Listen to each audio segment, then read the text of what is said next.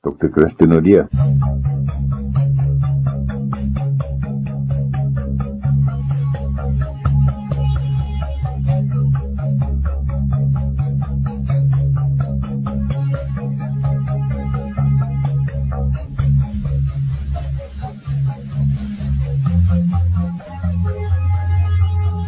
Vanmorgen gesels ons verder met Dr. Christoen Nodee. Dr. Nodee is ons pastorale terapeut en hy werk hoofsaaklik jong kinders, maar hy is ook natuurlik 'n leraar daar in 'n gemeente. Willem en luisteraar. Oorwinning. Wanneer praat ons van oorwinning as 'n goeie waarde? Lyk my daar kan ander oorwinnings ook wees as ek so na jou tema kyk. Willem, ja, weet jy, ek dink dit is belangrik as 'n mens kyk na oorwinning, dat 'n mens ook die vraag vra, wat se soort oorwinning praat ons van? Want ek dink daar's verskeie maniere om daarna te kyk en ek dink dit is belangrik vir 'n program soos hierdie, dat 'n mens dan ook dit koppel aan waardes, om te sê dat oorwinning is nie noodwendig altyd goed nie. Daar kan ook sleg wees en ons moet onderskei wanneer is 'n oorwinning dan 'n goeie oorwinning, 'n waardevolle oorwinning. En dit is waaroor ek vandag wil gesels. So jy sê ons kan slegte oorwinnings ook behaal? Ja, en ek wil nou nie vandag eintlik daaroor uitbrei nie, maar ek wil begin met 'n skildery. Julle kan dit miskien op die internet gaan soek. Onder Wikipedia is daar 'n skildery waar ek op afgekom het en die skildery is geskilder deur Paul Peters Rubens in 1614 en die skildery toon 'n Romeinse generaal wat gekroon word deur Nike of Nike soos ons dit ken vandag. Sy was die godin van die Grieke wat dan die mense wat oorwinning behaal het met 'n gevlegte krans met blare op hulle koppe gesit het om daardeur te sê dat hulle is eintlik die oorwinnaars. Daar word ook geglo dat sy op die slagveld rond beweeg het en vir mense wat oorwinning behaal het, dan hierdie laurierkransie om hulle koppe gesit het. So met ander woorde, Nike of Nike kom en sy kroon hierdie Romeinse generaal. Hierdie Romeinse generaal sit weer op 'n paar, dit lyk soos 5 of 6 lyke van mense wat barbare genoem word. En dit personifiseer dan alles wat sleg is en wat negatief is en wat onbeskaafd is. Want in die een ou se hare word daar ook half slange as hare geteken en nie net noodwendig sy hare nie. So hier het ons hierdie beeld van Nike of Nike wat dan hierdie generaal met 'n laurierkrans op sy kop kroon as die oorwinnaar. Daarmee saam sit hy op barbare wat hy verslaan het en daarmee saam aan sy regterkant is daar dan 'n genie wat as harmonie bekend staan wat vir hom pile in sy handtop. Met ander woorde, hierdie pile gaan oor harmonie en die bedoeling van hierdie pile wat hy dan moet gebruik is om vrede te bewerkstellig. En dan aan sy linkerkant hou hy 'n skild vas en agter die skild is daar dan 'n pot wat vuur het, wat dan uiteindelik die godsdiens of die waardes of die lojaliteite dan vir ons simboliseer. So met ander woorde, as ons dan nou na hierdie skets kyk, dan is dit hierdie generaal wat sit, hy sit op die barbare en aan sy regterkant is daar dan die harmoniepyle wat hy moet gebruik.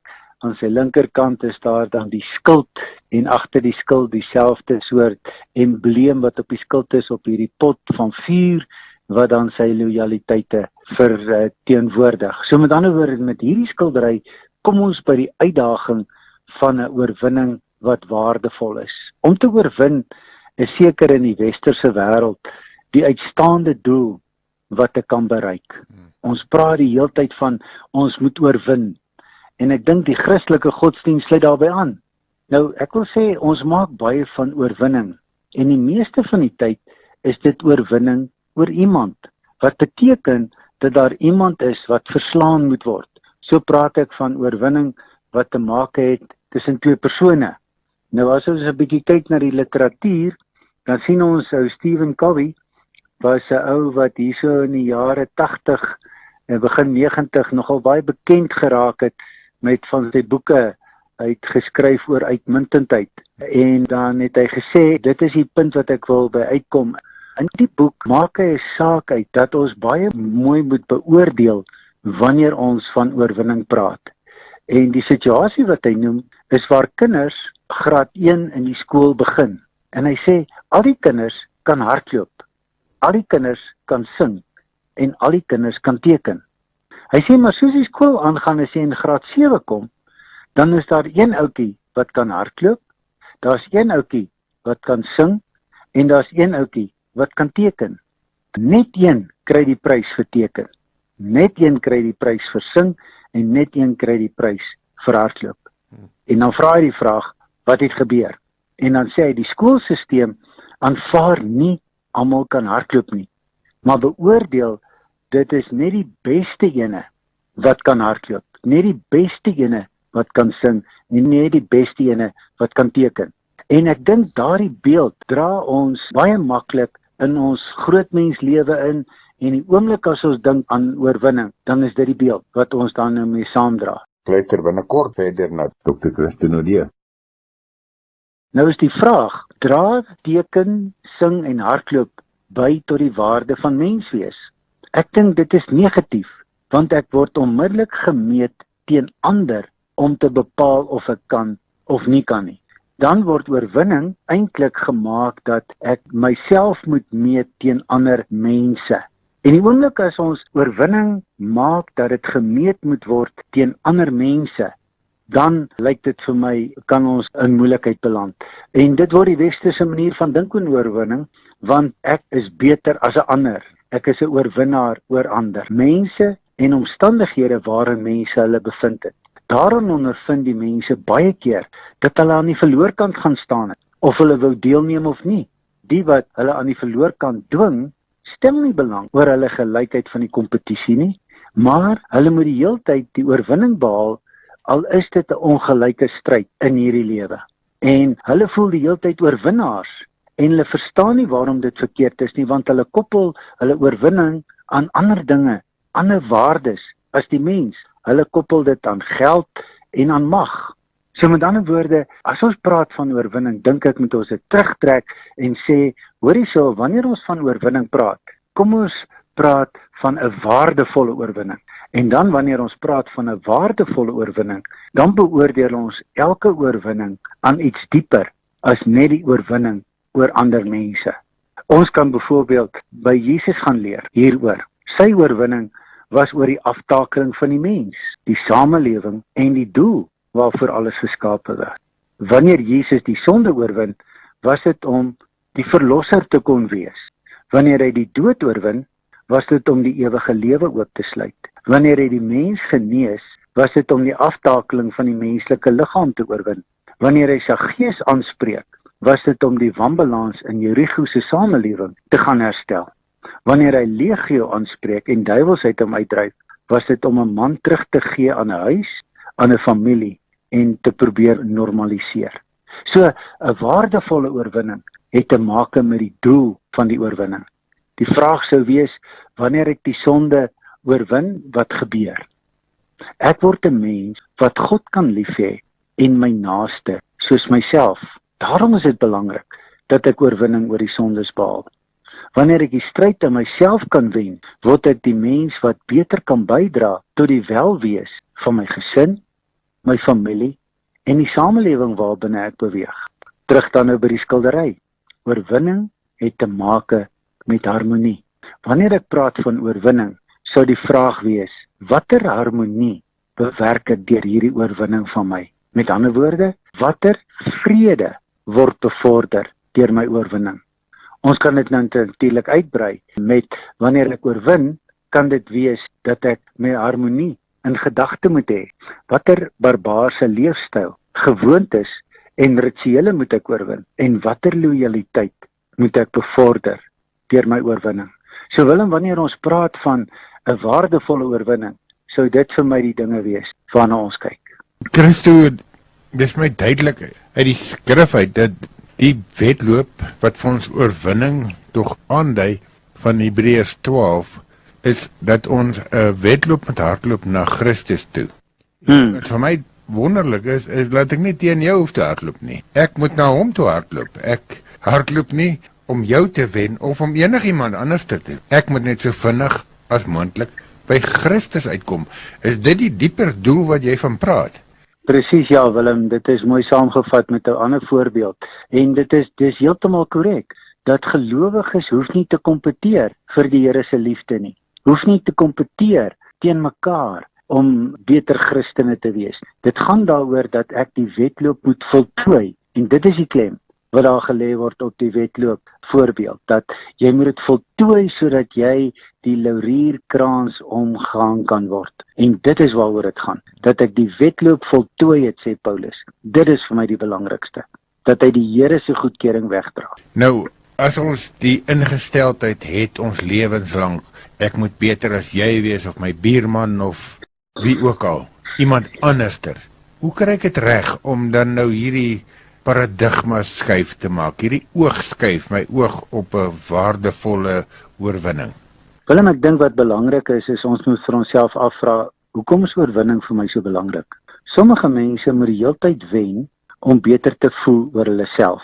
So met ander woorde, die oomblik wanneer jy dit begin doen, dan is daar 'n probleem dat jy jouself nie waardevol genoeg ag nie. So jou oorwinning sal nooit waarde toevoeg tot jou menswees nie, want dan gaan altyd iemand wees wat beter as jy is. Daar gaan altyd 'n situasie wees wat jy nie kan bo uitkom nie. Daar gaan altyd omstandighede wees wat vir jou gaan neerdruk en laat tweede of derde voel in hierdie lewe. Die vraag is, hoekom wil jy wen? Dan moet dit die antwoord kom om harmonie te bevorder, om uiteindelik by die punt te kom dat ek kan sê dat ek het 'n soort leefstyl, gewoontes of rituele wat ek wil laat staan en oorwin, en ek wil my lojaliteit bevorder, my lojaliteit teenoor die Here wat ek moet lief hê, en teenoor my naaste wat ek soos myself moet lief hê, en teenoor myself. Dan moet 'n lojaliteit teenoor myself wees, want ek moet my naaste lief hê soos myself. En ek dink dit is belangrik dat ons dit dan altyd deurwerk en na kyk. Luister binnekort verder na Dr. Christine Odie. Hierdie oorwinning gaan dan eers vir ons bevrediging. Ek wil eintlik die woord vrede bring, nie waar nie, want dan gaan ek met myself en met ander vrede hê, want anders gaan oorwinning met beteken ek moet nog 'n veldslag gaan veg om 'n trappie hoër te gaan, om miskien iets beters te verower of te kry of wat ook al.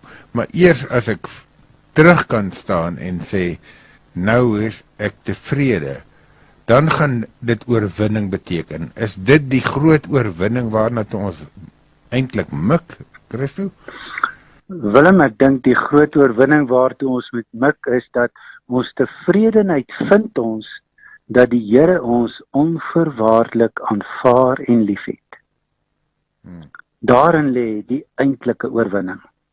Want die oorwinning waarvan die Bybel ons leer is 'n oorwinning wat behaal is sonder my deelname, aan my geskenk word sonder dat ek dit verdien, en dat ek dit kan aanvaar en gaan uitlewe uit dankbaarheid uit. So ek dink dit is belangrik dat ons hierdie dinge by mekaar bring en vir mekaar sê dat 'n tevredenheid lê daarin dat ek by die punt kom dat ek aanvaar ek kan nie alles op my eie doen nie. Dit is nie 'n one-man show nie. Dit gaan daaroor dat die oorwinning vir my behaal is en dat ek dan daarin vreugde vind omdat ek iemand is wat waardig geag word deur die Here om die oorwinning aan my te kom oordra en vir my te sê baie geluk. Ek dink dis nogal moeilik partykeer om dit te maak verstaan. As jy dit nou verduidelik, dan is dit maklik, maar jy weet, iemand wat trots is en wat sê ek gaan iets self regkry in die lewe, om terug te staan en sê dankie Here dat U dit vir my gedoen het. Dit klink baie makliker as wat dit dalk vir party mense kan wees nie waar nie, want ons is so gewoond, ons word geleer van kleins af, jy moet jou man staan, jy moet jou eie ding doen, jy moet jou eie